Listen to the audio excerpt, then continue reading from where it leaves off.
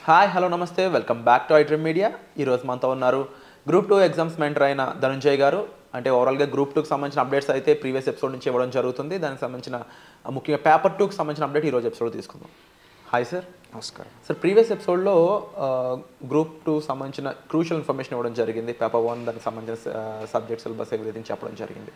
But Virat గారు paper 2 అనగానే మన ఆడియన్స్ అందరూ భయపడతారు, మీరు చూడండి అని అన్నారు. ఎందుకు అంతలా భయపడతారు? ఇందులో ఉన్న సిలబస్ ఏ విధంగా ఉండబోతుంది, దీనికి తీసుకోవాల్సిన స్ట్రాటజీస్ ఏంటి, వీటిపై మీరు ఇచ్చే సలహాలు ఏ విధంగా ఉంటాయి? ఫస్ట్ ఆఫ్ ఆల్ నేను చెప్పదలుచుకుంది ఏంటంటే, ఇదే సంవత్సరం అంటే 2024 స్టార్టింగ్లో వచ్చేసరికి మనకి గ్రూప్ 2 ప్రిలిమ్స్ ఎగ్జామ్ జరిగింది, గ్రూప్ 1 ప్రిలిమ్స్ ఎగ్జామ్ జరిగింది. ఓకే. సో గ్రూప్ 2 ప్రిలిమ్స్లో 5 సబ్జెక్ట్స్ ఉంటే ఒక 2 సబ్జెక్ట్స్ అటెంప్ట్ చేసేలా ఇచ్చి మిగిలిన 3 సబ్జెక్ట్స్ భయపెట్టేస్తారనమాట.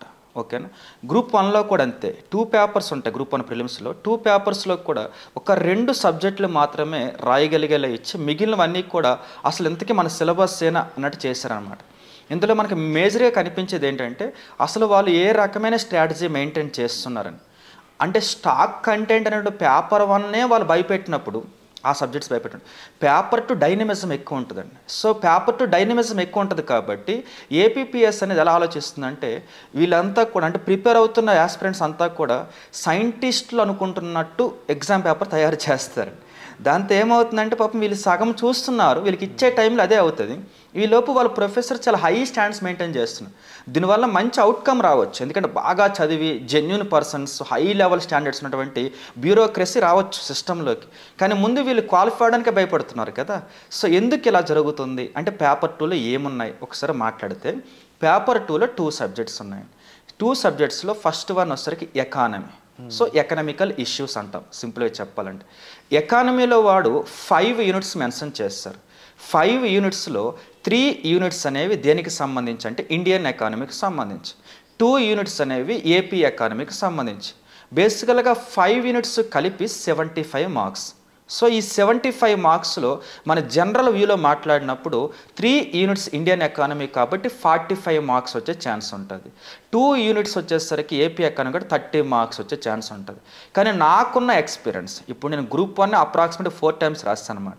సో నాకున్న ఎక్స్పీరియన్స్ ప్రకారం ఇంకో మెంటర్షిప్ బ్యాచెస్ అన్ని లీడ్ చేస్తున్నా కాబట్టి 2 స్టేట్లు కూడా నాకున్న ఎక్స్పీరియన్స్ నేను చెప్పేది ఏంటంటే, ఇందులో మీరు ఈ 5 వీటిలో ఏపీ ఎకానమీ 30 మార్క్స్ ఇవ్వకపోవచ్చు.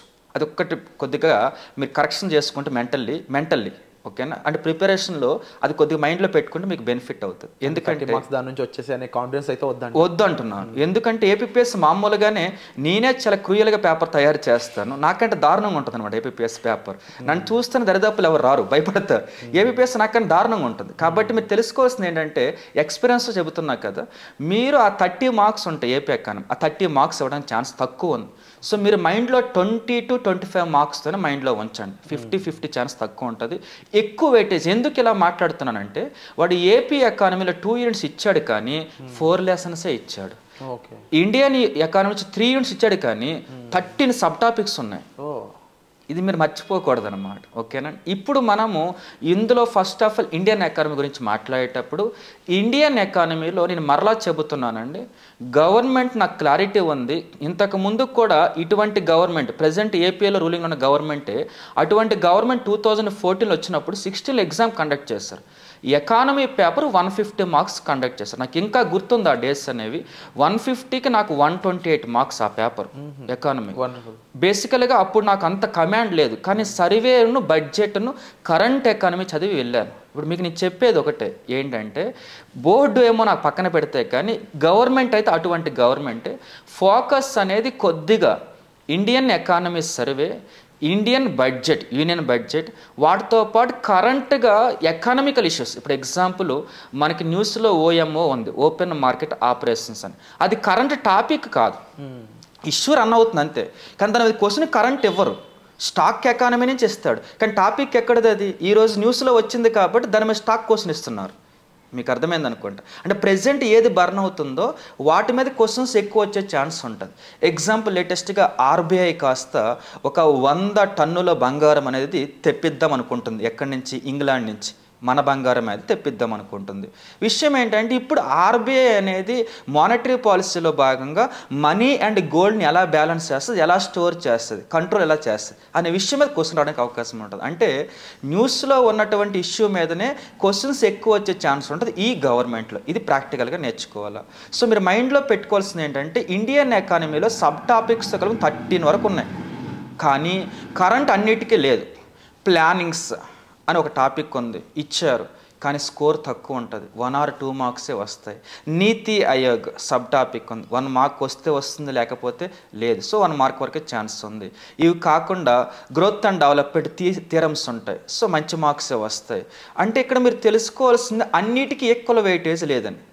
సో ఇందులో దేనికి వెయిటేజ్ ఎక్కువ ఉందో వాటి మీరు సరిగ్గా ప్రిపేర్ అవ్వగలిగితే, ఎందుకంటే మీరు 60 డేస్లో 65 డేస్లో మొత్తం ప్రిపేర్ అయ్యి కరెంట్ అప్డేట్ చేసి సర్వే మొత్తం చదువుదామంటే సర్వే బుక్లెట్ ఎంత ఉంటుంది అనమాట. మీరు ఎప్పుడు చదువుతారు, అస్సలు పాసిబుల్ అవ్వదు. కాబట్టి ఇందులో మీరు చాలా క్లారిటీ మెయింటైన్ చేయాలి. అందులో ఏబిపిఎస్ పేపర్ ఎలా ఉంటుందంటే చాలా హై స్టాండర్డ్. అంటే ఇప్పుడు ఎగ్జాంపుల్ మనం పరిగెట్టి ఒక ప్లేస్కి ఆగిపోతాం కదా, కానీ మన టార్గెట్ మన ఆగిపోయిన తర్వాత ఫీట్ అనమాట, అక్కడి నుంచి ఉంటుంది. సో మనం పరిగెట్టిన తర్వాత ఎండింగ్ తర్వాత ఉంటుంది టార్గెట్. సో మీరు తెలుసుకోవాల్సింది ఏంటంటే ఏదో ఇన్నోవేటివ్ ట్రై చేసి ఉన్నో కోల్పోవద్దు. మనకి ఏపీపీఎస్సీలో ఇండియన్ ఎకానమీకి సంబంధించి వాళ్ళు మెన్షన్ చేసిన సిలబస్లో అన్ని కరెంట్ ఇష్యూస్ కాదు. మన ఆడియన్స్ కామెంట్స్ కూడా ఏంటి అంటే కరెంట్ ఎక్కువ ప్రిపేర్ అవ్వాల్సి ఉందా, స్టాక్ ఎక్కువ ప్రిపేర్ అవ్వాల్సి ఉందా, అసలు పేపర్ ఏ విధంగా ఉండబోతుంది? మీకు ఇందాక వీడియో స్టార్టింగ్లో చెప్పాను ఏమనంటే కరెంట్ ఎక్కువ ఫోకస్ చేయండి. ఇప్పుడు ఏం చెబుతున్నా మరలా సిలబస్లో సగం కరెంట్ ఉంది, సగం స్టాక్ ఉంది. అంటే అన్ని లెసన్స్ కరెంట్ లింక్ లేవు, అన్ని స్టాక్ లింక్ లేవు. ఎక్కడికో ఎందుకండి ఇప్పుడు టీజీపీఎస్సీ కండక్ట్ చేసినటువంటి గ్రూప్ 3 ఎగ్జామ్ కానీ వీటిల్లో కూడా మీరు ఎకానమీ చూస్తే ఎక్కువగా రిలేటెడే ఉన్నాయి. స్టాక్ ఏం క్వశ్చన్స్ లేవు. అంటే అర్థమైంది ఎకానమీలో ట్రెండ్ మారిపోయింది కాబట్టి స్టాక్కి అవేర్నెస్ కోసం ఉపయోగపడుతుంది. ఎగ్జామ్ రాయాలంటే మాత్రం ఈ ఎన్డీఏ గవర్నమెంట్ నథింగ్ బట్ 2014 ఉన్నటువంటి గవర్నమెంట్ సెంటర్లో ఈ ఇన్నోవేటివ్ స్కీమ్స్, పాలసీస్, దీని రూలింగ్ ఇవన్నీ కూడా క్లారిటీ ఉంటే మంచి స్కోర్ వస్తుంది. స్టాక్లో స్కోర్ రావని చెప్పడం లేదు, కానీ సో కొద్దిగా తక్కువ ఉంటుంది. రెండు బ్యాలెన్స్ చేస్తే మంచి మార్క్స్ వస్తాయి. లేదు ఏదో ఒక విధంగా జాబ్ రావాలంటే మాత్రం కరెంట్ కొద్దిగా ఎక్కువ. కరెంట్ అంటే మర్చిపోవద్దు, కరెంట్ అంటే ఏదో ఈ 1 month 2 months జరిగినవి కాదని. ఎకానమీలో కరెంట్ అంటే అర్థం ఏంటంటే పాలసీ మేకింగ్ బట్టి ఉంటుంది. ఈ గవర్నమెంట్ 2014లో వచ్చింది కాబట్టి 14 నుంచి ఇప్పుడు దాకా ఒకటే మైండ్ సెట్ ఉంటుంది గవర్నమెంట్ పాలసీ మేకింగ్లో. ఇవన్నీ ఎకానమీ కరెంట్లోనే భాగమే. అదొకటి మర్చిపోకుండా ప్రిపేర్ అయితే ఎకానమీ హ్యాండిల్ చేయొచ్చు ఇండియన్ ఎకానమీ అనేది. సో ఇందులో రెండవ చూస్తే స్టేట్ ఎకానమీ ఉంది. ఒకప్పుడు స్టేట్ ఎకానమీ నేనే చెప్పాను చాలామంది స్టూడెంట్స్కి ఏమని, స్టేట్ ఎకానమీ సిలబస్ తక్కువ, మంచి మార్క్స్ వస్తాయని. కానీ గవర్నమెంట్ ఏం చేస్తుందంటే లేటెస్ట్గా కొత్తగా ఫామ్ అయిన గవర్నమెంట్ కాస్త స్టేట్ ఎకానమీలో స్టాక్ ఉంది పక్కన పెడితే, సర్వే బుక్లెట్ రిలీజ్ చేస్తుంది పక్కన పెడితే, బడ్జెట్ రిలీజ్ చేస్తుంది పక్కన పెడితే, న్యూ పాలసీస్ రిలీజ్ చేస్తుంది పక్కన పెడితే, విజన్ డాక్యుమెంట్ స్వర్ణాంధ్ర 2047 రిలీజ్ చేస్తుంది. ఆ ఒక్క విజన్ డాక్యుమెంట్ ఇండియన్ ఎకానమీ అంత ఉందన్నమాట ఏకంగా. వెయిటేజ్ ఏమో తక్కువ. సో అనుకోకుండా వెయిటేజ్ తక్కువ, సిలబస్ పెరిగిపోయింది స్టేట్ ఎకానమీ. మరి ఇప్పుడు ఎలా హ్యాండిల్ చేయాలి? ఒకటే సొల్యూషన్, ఇప్పుడు దాకా సరిగ్గా చదవకపోతే మాత్రం ఏపీ ఎకానమీ సర్వేలో సిలబస్లో ఉన్న లెసన్స్, సిలబస్లో 4 టాపిక్స్ ఉన్నాయి. ఆ 4 అంటే industrial, agriculture, service sector plus public finance అని ఉన్నాయన్నమాట. ఈ 4 టాపిక్లు పర్ఫెక్ట్గా సర్వేలో చదవండి. సర్వే మొత్తం చదవద్దు, అనవసరంగా ఏపీపీఎస్ తెలుసుకోవడం చెబుతున్నాను అనమాట. ఆల్రెడీ మనకి ప్రిలిమ్స్లో అవుట్ ఆఫ్ సిలబస్ అని చెప్పేసి ఏపీపీఎస్ కంప్లైంట్ చాలా వెళ్ళినాయి. కాబట్టి మరలా అవుట్ ఆఫ్ వెళ్ళడానికి అవకాశం లేదు. కాబట్టి సర్వే బుక్లెట్ 400 pages ఉంటాయి, మొత్తం చదవద్దు, టైం అంతా కిల్లింగ్. ఈ 4 టాపిక్స్ సిలబస్లో మెన్షన్ చేశారు కదా, అవి బాగా చూసుకొని ఓపుకుంటే మిగిలిన మీ ఇష్టం అనమాట. ఇవి బాగా చూసుకోండి. కాబట్టి ఏపీ ఎకానమీలో మీరు ఇన్నోవేషన్ ట్రై చేస్తే మార్క్స్ తగ్గిపోయే ఛాన్స్ ఉంటుంది. కాబట్టి ఏపీ ఎకానమీ వరకు నాకు తెలిసి సర్వే ఒకటి, బడ్జెట్ ఒకటి చూసుకోండి. ఓపిక ఉంటే స్టాక్ చూడండి, ఓపిక లేకపోతే ఇవే రివిజన్ చేయండి. ఓకేనా, ఇది ఒకటి. ఇంకొకటి ఏపీ ఎకానమీలో మనకి పాలసీస్ రిలీజ్ చేశారండి. ఓకేనా, అంటే సింపుల్గా చెప్పాలంటే మనకి ఫుడ్ ప్రాసెసింగ్ పాలసీస్ కానీ, ఎంఎస్ఎంఏ పాలసీస్ కానీ, ఇండస్ట్రియల్ కొత్తవి చాలా వచ్చాయి. ఎస్, ఇవన్నీ రిలీజ్ చేశారు.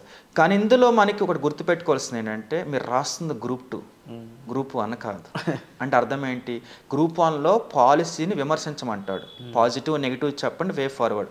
గ్రూప్ 2లో పాలసీలో మొత్తం చదివితే టైం అంతా కిల్లింగ్. సో మరలా నాకున్న ఎక్స్పీరియన్స్ చెబుతున్నాను, పాలసీలో కీ హైలైట్స్ ఉంటాయి. సింపుల్గా చెప్పండి, న్యూమరికల్ వాల్యూస్ ఉంటాయి. వాటిని టార్గెట్స్ అంటారు. పాలసీలో న్యూమరికల్ వాల్యూస్ మాత్రమే చదవండి, మిగిలిన వదిలేస్తే మీకే మంచిది, టైం సేవ్ అవుతుంది. లేదు పాలసీ మొత్తం చదువుతానంటే ప్రొఫెసర్ అవుతారు జాబ్ పక్కన పెడితే మాత్రం. సో అది ఒక క్లారిటీ మెయింటైన్ చేయండి. ఇది ఎకానమీకి సంబంధించి మీరు చూసేవాళ్ళు, నా మాటలు బట్టి మీకు అర్థమవుతుంది. క్లియర్గా సిలబస్ హెవీ ఉంది, వెయిటేజ్ చూస్తే తక్కువ ఉంది, చాలా క్లారిటీగా హ్యాండిల్ చేయండి. రివిజన్ చాలా చాలా ఇంపార్టెంట్. ఎకానమీ ఎందుకు నీడో అదే మాత్రమే చూసుకోండి. ఇంకొకటి ఎకానమీకి రివిజన్ చాలా నీడ్. ఎందుకంటే half of the data numerical values ఉంటాయి. నెంబర్స్ గుర్తుపెట్టుకో. మీరు రోడ్డు మీద ఒక నెంబర్ చూసి ఇంటికి వెళ్తారు, అడిగి చెప్పగలరా ఒక 10 digits ఉంటే కదా. సో అంటే అర్థం ఏంటి, నెంబర్ ఆఫ్ టైమ్స్ రివిజన్ అవ్వాలి. కాబట్టి మీరు లిమిటెడ్ టార్గెట్ పెట్టండి, నెంబర్ ఆఫ్ రివిజన్ చేయండి. లేదా నెగిటివ్ మార్కింగ్ ఉన్నాయి, ఉన్న మార్కులు పోతాయి, చాలా డేంజరస్. సో ఇది ఎకానమీ పేపర్, అందుకే వాళ్ళు భయపడుతున్నారు. Thank you so much Dhananjay గారు. అంటే ఒక రకంగా చెప్పాలంటే భయపెట్టారని చెప్పాలి, but at the same time దీనికి తగ్గ ఈ స్ట్రాటజీస్ సొల్యూషన్స్ మీ దగ్గర ఉన్నాయి కాబట్టి ఆ ప్రిపరేషన్ అనేది ఏ విధంగా ఫాలోఅప్ చేయాలనేది తెలుసుకోవడం చాలా ఇంపార్టెంట్. సో ఆ ప్రిపరేషన్ ఏ విధంగా ఉండాలి, మీరు ఎటువంటి అంశాలు ముఖ్యంగా పాటించాల్సి ఉంటుంది అండ్ సార్ ఒక హింట్ కూడా ఇవ్వడం జరిగింది ఇక్కడ. ఎకనామీలో ముఖ్యంగా న్యూమరికల్ డేటాని ఎక్కువ గుర్తుపెట్టుకోండి, ఎంత బడ్జెట్ ప్రొవైడ్ చేశారు, దాని నుంచి ఎక్సెట్రా ఏం జరిగింది అనేది. సో ఇలాంటి విషయాలు ఇంకొంచెం క్రూషియల్గా మీరు డైరెక్ట్గా తెలుసుకోవాలనుకున్నట్లయితే డిస్ప్లే అవుతున్న నెంబర్స్ కాల్ చేసి మీరు డైరెక్ట్గా ధనంజయ్ గారితో ప్రాపర్ ఎడ్యుకేషన్ సిస్టమ్స్ మీద మీరు క్లారిటీ తీసుకోవచ్చు. మీకు ఎటువంటి డీటెయిల్స్ కావాలన్నా సరే కామెంట్ సెక్షన్లో కూడా మెన్షన్ చేయొచ్చు. వచ్చే ఎపిసోడ్లో మళ్ళీ కలుద్దాం. Thank you so much sir. Okay.